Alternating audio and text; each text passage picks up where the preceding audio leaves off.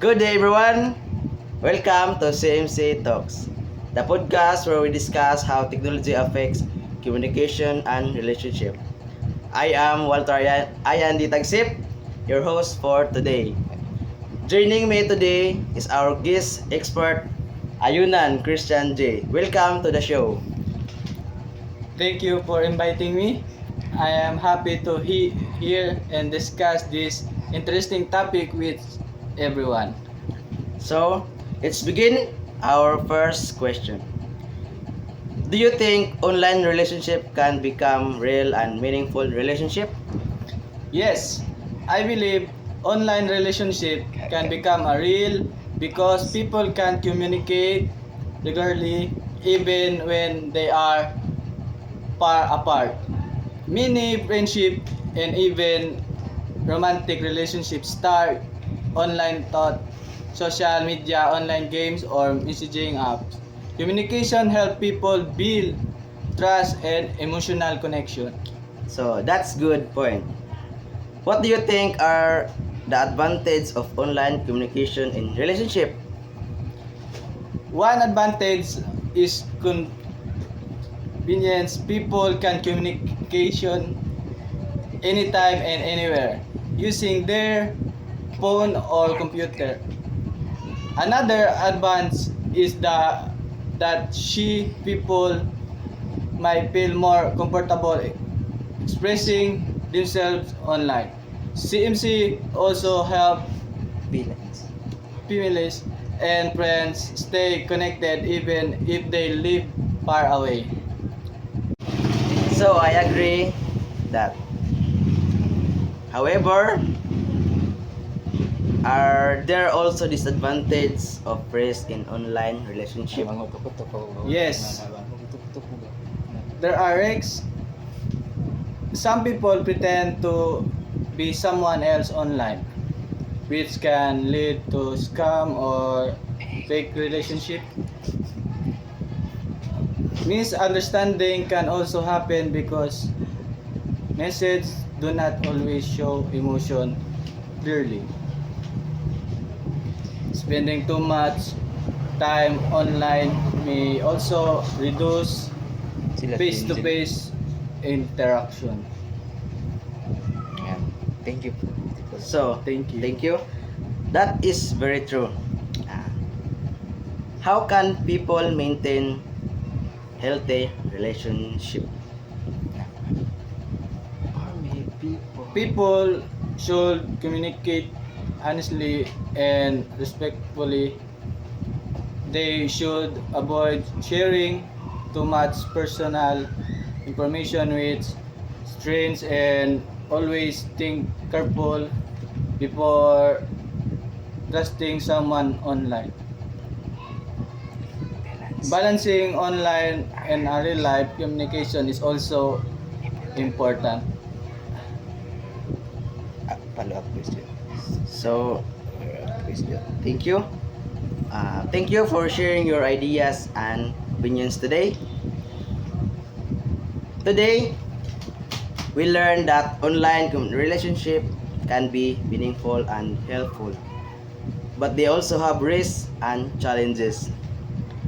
Computer mediated communication allows people to connect easily, but user must communicate responsibly and safely. So, let, how does social media affects people mental health? Social media can affect mental health in both positive and negative ways. It helps people stay connected with friends and family, especially during difficult times. However, too much use of social media can also cause stress, anxiety, and low self-esteem. That was very interesting. What are some positive effects of social media? Social media allows people to share ideas, learn new things and express themselves creatively. It also helps students communicate easily and access educational content online. Many people also find emotional support through online communications.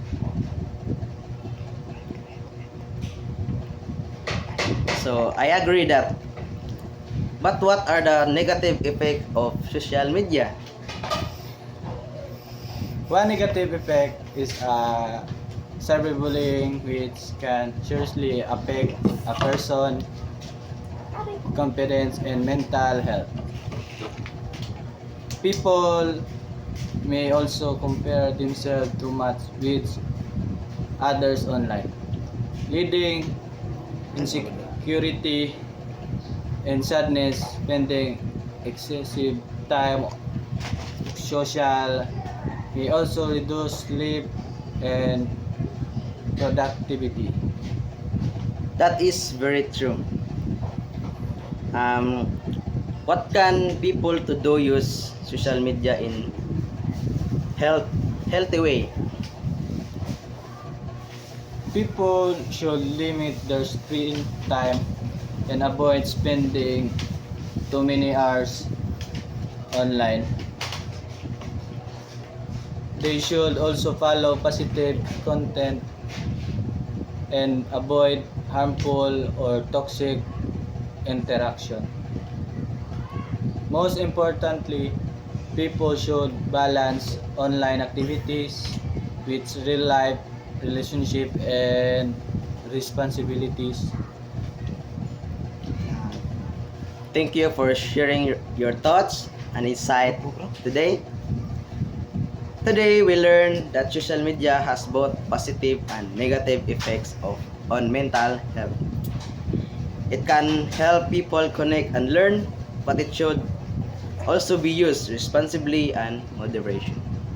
So, let's proceed to another topic. Do you think online relationship can become real and meaningful relationship? Yes, because people can still build trust, friendship, and emotional connection through regular communication online. So, what are the advantages of online communication in relationship? Online communication is convenient, fast, and help people stay connected even when are they far apart. Um, what are the disadvantages of risk of online relationship? Some people may hide their true identity online, and misunderstanding can happen easily through message.